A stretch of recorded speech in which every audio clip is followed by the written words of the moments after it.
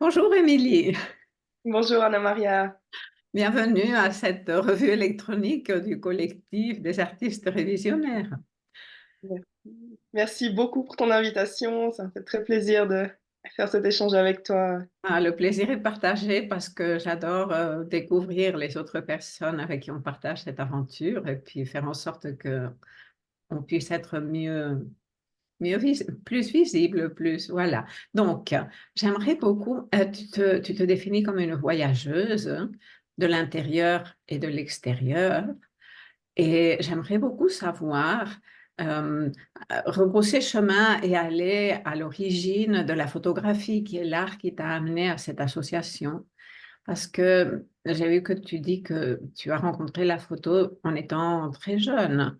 Donc, ça a été comment ta rencontre avec la photo? Ah, la photo, elle a toujours fait partie de ma vie depuis mon plus jeune âge. J'ai baigné dedans par mes parents notamment, enfin, beaucoup, énormément par mes parents. Ma mère a toujours fait de la photo. Mon père, lui, c'était plutôt les reportages filmés, l'image plutôt animée. Donc j'avais cette D'accord, balance entre les deux. Et puis aussi, d'autres membres de ma famille étaient beaucoup soit dans la photo ou d'autres arts visuels aussi, vraiment plein de types d'arts visuels différents pratiqués par des membres de ma famille. Donc, mais oui, alors j'ai toujours baigné dans la photo. J'ai rapidement eu un appareil photo quand j'étais enfant.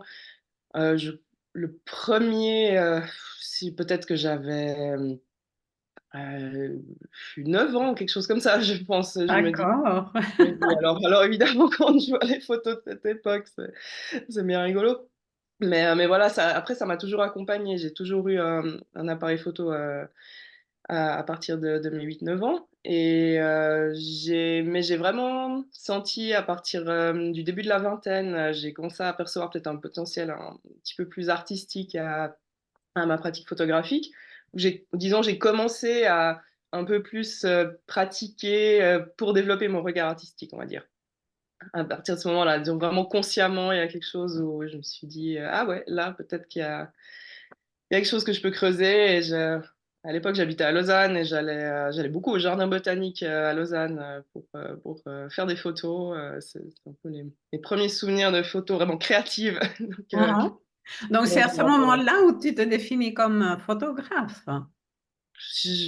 tu sais, moi, les définitions, les mots, Ok. c'est pas forcément. J'ai Mais il y j'ai a quand pas. même un tournant de ce que tu dis, il y a eu un tournant. Alors, il y a eu un début de tournant à ce moment-là, disons. Après, il y a eu un autre tournant plus important il y a 10 ans. J'étais de retour d'un voyage de plusieurs mois en Indonésie. Et quand je suis rentrée en Suisse, j'ai beaucoup renoué, reconnecté avec la montagne. Encore plus qu'avant, disons, j'allais de temps en temps en montagne, mais c'était pas autant important dans ma vie que l'importance que ça a pris après ce voyage. J'ai commencé à aller vraiment beaucoup plus en montagne. Et puis, mon regard photographique, ma voix photographique s'est développée de pair à ma relation avec la montagne. C'est vraiment l'une et l'autre vont ensemble. Alors au début, je faisais des photos aussi de plein d'autres choses, mais voilà, petit à petit, ça s'est de plus en plus concentré sur la montagne. Et mon regard photographique, c'est au contact de la montagne que j'ai commencé à plus trouver ce qui me faisait vibrer en photo, ouais, C'est disons. vrai que quand on regarde tes photos, certaines de tes photos, c'est un regard, tu nous montres des facettes de la nature euh, que nous ne les verrions pas si ce n'était pas à travers ton regard. Ah, bah, disons, j'invite à travers mes photos aussi à peut-être pouvoir percevoir de cette manière ce qui nous entoure.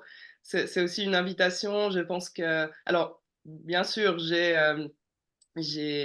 un regard, je monte les choses d'une certaine façon, mais tout ce que je vois, tout le monde peut le voir si on est dans un état de présence profonde et de qualité avec le milieu dans lequel on est, que ce soit la montagne plus minérale comme qui me fait vibrer ou n'importe quel environnement, hein, la forêt. ou autre. Donc c'est aussi ce que j'essaye d'amener avec mes photos, de pouvoir nous montrer qu'on peut regarder différemment ce qui nous entoure. Et aussi, quand je parle de cet état de présence profonde, c'est aussi en présence avec son intuition, ses autres sens, de prendre le temps, simplement, prendre le temps, de ralentir, contempler, mais pas juste contempler, vraiment entrer en relation avec le milieu. Donc après, oui, j'ai certainement mon style particulier, mais je pense qu'on est tous et toutes capables de voir comme je vois. Ouais. Je saisis le mot relation parce que dans ce que je viens d'écouter, le mot relation a eu une énergie particulière et j'aimerais que tu nous parles de ta relation entre le voyage intérieur et le voyage extérieur et jusqu'à quel point c'est en lien avec ton témoignage photographique quelque part de ces voyages-là. Quand tu parles de voyage extérieur, tu veux dire n'importe quel type de voyage extérieur ou bien? Ben, j'ai vu que tu as quand même pas mal voyagé. Donc, il y Ouais. a le voyage géographique et il y a le voyage intérieur. Alors le voyage géographique, il a été très présent il y a une dizaine d'années dans ma vie. Là, enfin jusqu'à il y a une dizaine d'années. Je pense là, je sens vraiment un fort appel. Je vais vraiment recommencer à voyager, je pense, prochainement. Mais ça a été moins important, ce voyage géographique, ces 10 dernières années. Par contre, c'est vrai qu'il y a 12 ans, j'étais en Argentine et il y a eu un moment vraiment charnière dans mon parcours aussi, relationnel, parce que comme tu dis, ce mot relation, tu as senti une énergie particulière. C'est vrai que pour moi, c'est la base de tout ce que je fais, la relation, que ça soit, en photo, dans mes accompagnements, dans comment j'aborde, ma vie de tous les jours. Donc tu as eu raison bien de de le souligner, et ce moment en Argentine a vraiment été charnière, je pense, dans cette reconnexion à la relation. Je suis partie pour un stage de 3 mois dans la région de Misiones, qui est tout au nord-est de l'Argentine, la région des chutes d'Iguassou, si Oui, ça se situe un petit peu. J'étais à quelques heures de là, dans la jungle subtropicale, avec un petit groupe d'un écolieu qui s'était créé là-bas. Et je suis partie pour un stage. Au début, ça devait être un stage de construction naturelle, permaculture, vie en communauté, etc. Plein de savoir-faire pour se réapproprier une forme d'autonomie alimentaire et d'autres formes d'autonomie. Et ce qui a été le plus marquant dans ce voyage, c'est vraiment ouais, cette reconnexion au vivant, à mon être intérieur, voilà, ce qui nous entoure. C'est pas facile forcément de mettre des mots dessus, hein, mais il y a vraiment eu des expériences que j'ai vécues à ce moment-là qui ont été, après, je les réalise un peu plus tard, vraiment un point de bascule aussi très important dans, dans ma relation au vivant, et puis dans mon cheminement après en éco-psychologie, éco-spiritualité. Ça a été un point de départ. Donc, c'est les voyages pour moi enfin, je dis les parce qu'il y a d'autres voyages que j'ai faits où j'ai peu bougé. Voilà, j'étais 3 mois dans un lieu, mais c'était quand même loin d'ici. Et j'aurais très bien pu le vivre très près d'ici aussi, hein, mais j'ai eu un appel de partir à cet endroit quand j'ai découvert ce stage. Et voilà ce que je peux un petit peu dire, je pense, pour te répondre par rapport la relation entre le voyage extérieur et le voyage intérieur. C'est typiquement ce voyage-là a été très marquant. J'ai commencé à cheminer dans le chamanisme et d'autres pratiques à partir de ce voyage qui, après, va vraiment on nourrit et continue à nourrir mon parcours, que ce soit artistique ou d'accompagnement ou mon parcours, hein. Je distingue pas vraiment les choses. Pour moi, c'est un tout. oui. On peut laisser le titre, le parcours. Ouais, ouais, le cheminement, je sais pas Oui. comment on veut. Et en plus de ton activité comme photographe, tu animes des ateliers, tu fais des accompagnements. J'aimerais que tu nous parles un peu de cette facette. Mhm. Alors, comme je te disais avant, c'est vraiment la relation qui est le plus important pour moi dans les accompagnements que je propose et les ateliers. La relation à soi, aux autres, les humains, les autres qu'humains, la relation aux vivants, à la toile de la vie. Et quand je dis vivant, c'est vraiment au sens large, hein, c'est aussi la montagne, la rivière, la forêt, le minéral, tous ces êtres-là, c'est aussi le vivant. Et puis voilà, le vivant en soi, bien sûr. Donc au départ, ça a commencé par j'ai fait une formation en photographie thérapeutique il y a quelques Mhm. années. Et aussi une formation en facilitation de la photographie en pleine conscience. J'ai réalisé que ma pratique photographique, c'était quand j'ai vu une fois j'ai vu une petite conférence en ligne sur la photographie en pleine conscience, et j'ai réalisé, ah, mais c'est vraiment ce que je fais. J'ai l'impression que c'est ce que je fais. J'avais pas mis forcément de mots dessus. Et j'ai eu envie de partager ça. Donc vraiment, avoir cette posture particulière, c'est pas l'important de ce que je propose, c'est pas la photographie en soi, mais la photographie, ça peut être un outil, une pratique accessible à tout le monde avec un smartphone, hein. Enfin, après, disons que c'est très répandu. Et c'est un outil, si on pratique d'une certaine façon, qui nous permet vraiment de s'ancrer dans le présent, de prendre le temps, donc tout ce que je disais avant, de nous amener vers un état de présence profonde pour accueillir ce qui est autour de soi, ce qui est en soi, de regarder le monde et sa vie d'une façon différente. Et donc c'est un petit peu ce que je veux amener avec mes ateliers et mes accompagnements. Donc ça a commencé avec la photographie, mais j'intègre d'autres pratiques, notamment le collage, qui est une méthode que j'utilise beaucoup moi-même, que j'adore, parce que c'est infini ce qu'on peut faire avec le collage, comme on peut, on peut rêver tout tout ce qu'on veut, on peut créer tout un monde avec le collage. Et ça, c'est des outils assez puissants aussi qui peuvent nous amener beaucoup de messages et de guidance. Donc voilà quelques outils que je propose, aussi de l'expression corporelle dans le milieu naturel. Donc toutes des pratiques qui permettent de se relier à soi et à ce qui nous entoure. Et je le fais alors en accompagnement individuel ou de petits groupes. Euh, je, je préfère en général les petits groupes pour avoir vraiment des moments de qualité aussi, de partage. Ça, c'est très important aussi après les pratiques, ces moments de partage sur comment ça a été vécu. L'important, c'est pas le résultat photographique, par exemple, si c'est l'outil qu'on utilise, mais c'est vraiment le vécu de l'expérience. Qu'est-ce qu'on a ressenti émotionnellement, dans son corps, les sensations. J'ai vraiment axé plutôt sur ça, et aussi les échanges qu'on aura après. Donc, je préfère proposer des ateliers en petits groupes, ouais, ou des accompagnements individuels. Mhm. Ok. Et Mhm. est-ce que tu développes en ce moment un travail particulier, un projet particulier?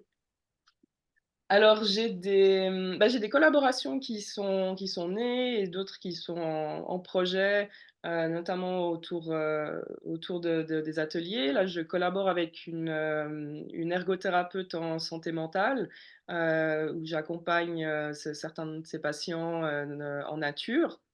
Certains patients voilà, qui en ont manifesté l'intérêt, ou qui a eu une demande de leur part.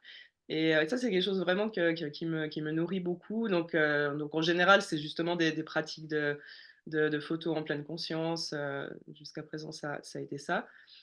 Et j'ai d'autres projets de collaboration qui sont en train de naître, mais autrement, je démarre encore un peu avec mes ateliers, hein. Il y a certains ateliers que je donne depuis 3 ans, mais depuis une année seulement, là, j'ai élargi un petit peu mon offre et je propose d'autres choses. Donc je démarre encore avec ça. Tu peux dire que tu démarres, mais moi j'entends j'évolue, quoi. Oui, j'évolue. Non, quand je dis je démarre, voilà, c'est pas toujours évident non plus de se faire connaître, de toucher les Oui. personnes qui ont besoin de ce que je propose. Voilà, c'est à ce niveau-là que je dis que Oui, que j'entends j'arrive à. bien, mais je voulais quand même souligner ce sentiment que j'ai, qu'il y a vraiment un fil conducteur qui t'anime et qui continue à évoluer, et qui te présente des coloratures diverses et variées.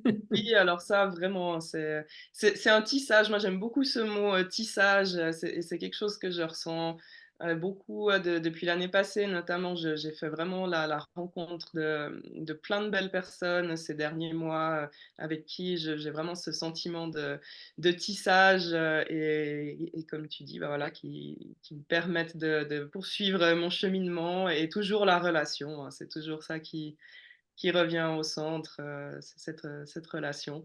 Et Oui. c'est très Voilà présent. encore une fois un mot que tu prononces et qui fait une résonance très forte, parce que j'ai animé pendant longtemps des rencontres que j'appelais des tissages de femmes. Enfin, je Mmh. parle toujours les fils invisibles qui tissent aussi nos Mmh. itinéraires. Donc, je te rejoins à 100% dans ce vécu du tissage, parce que c'est une expérience. Ouais, ah, c'est beau que ça résonne en toi comme ça, ouais.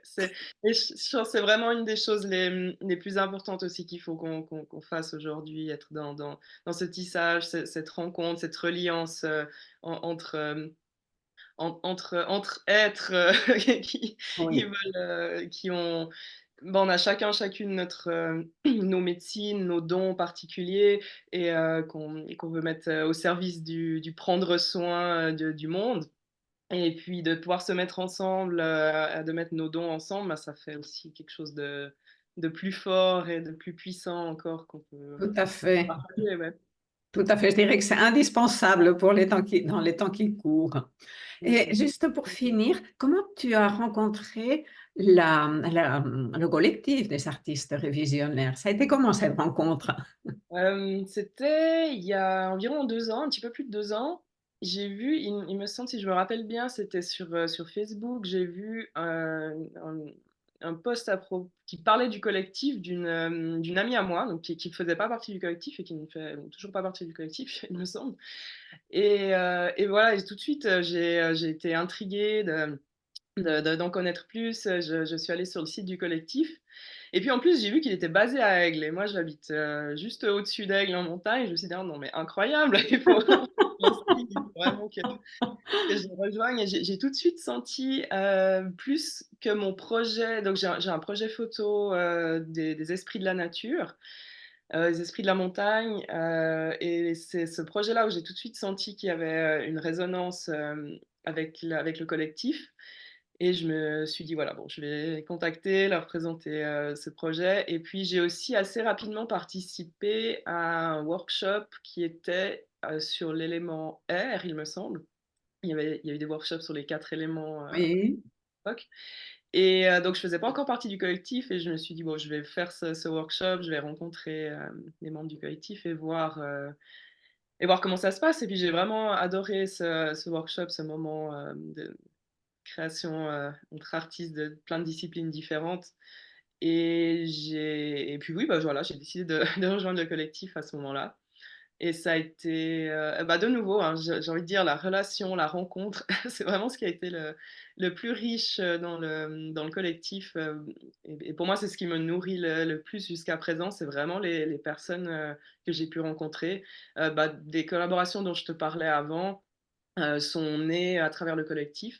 Mhm. Enfin, certaines des collaborations, et dont la collaboration avec une ergothérapeute aussi qui est membre du collectif, et d'autres collaborations en cours. Donc moi, c'est vraiment ce qui me nourrit le plus, c'est cette rencontre avec des personnes où on se comprend au niveau de, j'ai envie de dire, au niveau de notre langage et autres, et on arrive du coup à créer quelque chose de plus grand et de plus beau ensemble. C'est- Ouais. Et alors, un grand merci pour ce temps de partage. La rencontre à l'écran, c'est jamais comme la rencontre en vrai, mais c'est un début. C'est un début. On s'est déjà rencontrés Voilà, c'est un physiquement premier déjà. pas. C'est pas comme si on s'était jamais vus, non. Voilà. Et Je te puis, souhaite une belle voilà, tu vois. suite dans ton évolution. tiens-nous au courant de quand les moteurs de voyage se remettront en route. Oui, Et ben, on verra. J'espère peut-être d'ici la fin de l'année.